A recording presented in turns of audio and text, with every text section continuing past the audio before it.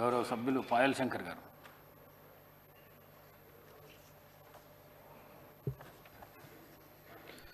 ధన్యవాదాలు అధ్యక్ష. చాలా సంవత్సరాల తర్వాత ఎన్నికల వాతావరణంలో ఒక వర్గం చాలా సంతోషపడ్డటువంటి సమయం. కామారెడ్డి సభలో బీసీ డిక్లరేషన్ చేసిన తర్వాత స్వయానా దేవుడే భూమి మీదకి దిగొచ్చిండేమో, అందుకే మాకు 42% అమలు చేయడానికి రేవంత్ రెడ్డి గారి రూపంలో ఆ దేవుడే మాట ఇచ్చిండేమని అంతగానం సంతోషపడ్డారు అధ్యక్ష. కానీ ఈరోజు ఈ పరిస్థితి చూస్తే మేము సంతోషపడ్డాం ఆ రోజు, ఈరోజు బాధపడాల్సినటువంటి పరిస్థితి తెస్తున్నారేమో అని అనుమానం కలుగుతా ఉంది అధ్యక్ష.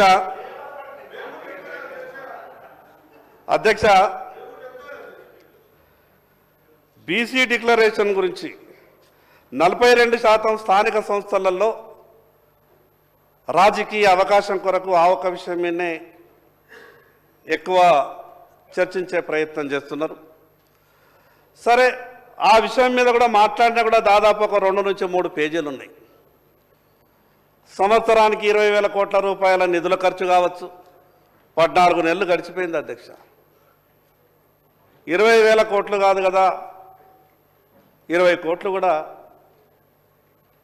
అది మిగతా విషయాలు చెప్పొచ్చు. కానీ నేనేమంటున్నానంటే అధ్యక్ష, ఎన్నికల సమయంలో మాత్రమే రాజకీయ పార్టీలు బీసీలను ఆకర్షించే విధంగా మాట్లాడుతూ వస్తున్నాయి.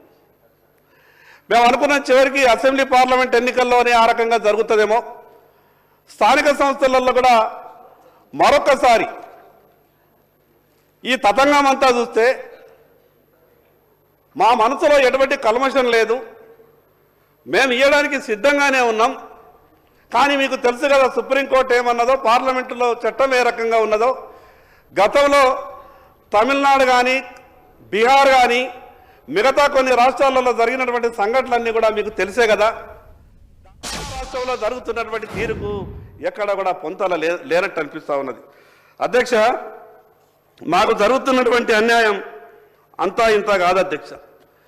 మేము ఏం పాపం చేసుకున్నామో అధ్యక్ష, మాకు రాజకీయ పార్టీల దగ్గర టికెట్ల కాడికెళ్ళి మా పంచాయతీ మొదలవుతుంది. మొదలంటారు అధ్యక్ష, ఈ జనాభాలో సగం ఉన్నటువంటి మీకు ప్రతి పార్లమెంటులో సగం సీట్లు ఇవ్వాల్సిందే, మీరు గట్టిగా పనిచేయండి, మీ వెనక మేమున్నామంటారు అధ్యక్ష. ఎట్లయితే ఎన్నికలు సమీపిస్తాయో అప్పుడు సమావేశాలు అయిన తర్వాత అంటారు, లేదు సగం కాదు కానీ పార్లమెంటుకు 2 సీట్లు మాత్రం గ్యారెంటీ ఇస్తాం, మీరు మేమీ ప్రిపరేషన్లలో ఉండరని చెప్తారు. ఇక చివరికి నామినేషన్ల దగ్గరకు వచ్చంటే ఇక కాదు, కొద్దిగా అడ్జస్ట్ అయితే లేదు, ఒత్తిళ్లు ఉన్నాయి, ఆ 15-20 సీట్లు ఇస్తారు అధ్యక్ష రాష్ట్రం మొత్తం మీద. ఇక దాంట్లో కూడా ఏమి ఇస్తారు అధ్యక్ష, హైదరాబాద్లో 5 సీట్లు ఇస్తారు. ఆ హైదరాబాద్లో రాహుల్ గాంధీ గారు కానీ రేవంత్ రెడ్డి గారు కానీ ఎవరు నిలిచినా కూడా గెలిచేటటువంటి పరిస్థితి ఉండదు. కానీ అటువంటి సీట్లని మాకు అప్పగిస్తారు అధ్యక్ష. నేను ఉదాహరణ చెప్తున్నాను, ఏ పార్టీ అయినా మాట్లాడతలేను. పరిస్థితి ఏంటంటే 5 హైదరాబాద్లో ఇస్తారు మాకు సీట్లు, కోటా నింపుతారు అధ్యక్ష. మా పార్టీ బీసీలకు ఇన్ని సీట్లు ఇచ్చింది అధ్యక్ష. ఎక్కడనైతే గెలవలేమో అక్కడ మాత్రం మీరు కోటా నింపడానికి బీసీలకు సీట్లు ఇస్తారు. మరి ఈ రకంగా మీ ఆలోచన ఉంటే ఈరోజు జనాభాలో దాదాపు 60% ఉన్నటువంటి బీసీలకు న్యాయం ఎక్కడ జరుగుతుంది అధ్యక్ష, ఎట్లా జరుగుతుంది అధ్యక్ష? ఒక్కసారి ఆలోచించాలని మీ ద్వారా విజ్ఞప్తి చేస్తా ఉన్నాను. మా బీసీ సహచార మంత్రి నాకు ప్రభాకర్ అన్న చూస్తే చాలా సంతోషం అనిపిస్తుంది. బాగా గట్టిగా మాట్లాడతాడు అధ్యక్ష. ఏ విషయం ఉన్నా కూడా గంటాపదంగా చెప్తాడు. పార్లమెంటు సభ్యునిగా పార్లమెంట్లో పోరాటం చేసిండు. ఈ తెలంగాణ రాష్ట్ర శాసనసభకి ఎన్నికైన తర్వాత మంత్రి అయినాక నేను సంతోషపడ్డా. అన్న బీసీ మంత్రి అయిపోయాడు, బాగా సహాయం దొరుకుతుంది, ఈ రాష్ట్రంలో ఉన్నటువంటి బీసీలందరికీ మంచి జరిగిపోతుంది, ఎవరినైనా ఎదిరించగలుగుతాడని సంతోషపడ్డా. కానీ ఇలా పరిస్థితి చూస్తే అన్న కూడా మెత్తగా పడ్డట్టు అనిపిస్తాడు అధ్యక్ష. అన్నకు కూడా ఏమైందో నాకు అర్థమైతే లేదు. అన్న కూడా మెత్తగా పడ్డట్టు అనిపిస్తున్నాడు. మాకు టికెట్లలో అన్యాయం జరుగుతుంది. తీరా ఎమ్మెల్యేలో అటో ఇటో పోతే కాంగ్రెస్ పార్టీలో 7-8 గెలిచింది అనుకుంటా బహుశా. తీరా మేమనుకుంటామంటే 7 గెలిచిండ్రు. ఈ 17 సగం అన్నారు కదా 6 ఎట్లన్నా మంత్రులు అయిపోతారు అనుకుంటే సరే అన్నా మేము బీసీ ముఖ్యమంత్రి అని ఆఖరి ప్రతిపక్ష నాయకుడు కూడా చేయలేక దయచేసి కాదు పదవి తెచ్చుకుంటే మేము కూడా సంతోషపడతాం అందరం కూడా.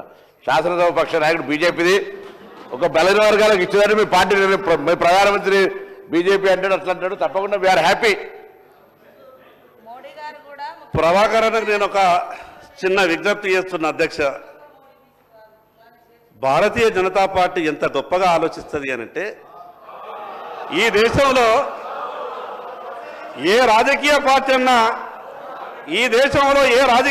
అన్నా మామూలు వ్యక్తులకు ముఖ్యమంత్రులుగా ప్రధానమంత్రులుగా అవకాశం ఇచ్చినటువంటి దాఖలాలు లేవు. ఈరోజు ఛాయ్ అమ్ముకున్నటువంటి బీసీని దేశ ప్రధానమంత్రిగా 3వసారి చేసినటువంటి ఘనత భారతీయ జనతా పార్టీది అధ్యక్ష నేనేమంటున్నానంటే దేశ రాజకీయాల గురించి ఈ అసెంబ్లీలో చర్చ పెట్టే కన్నా మినిస్టర్ గారు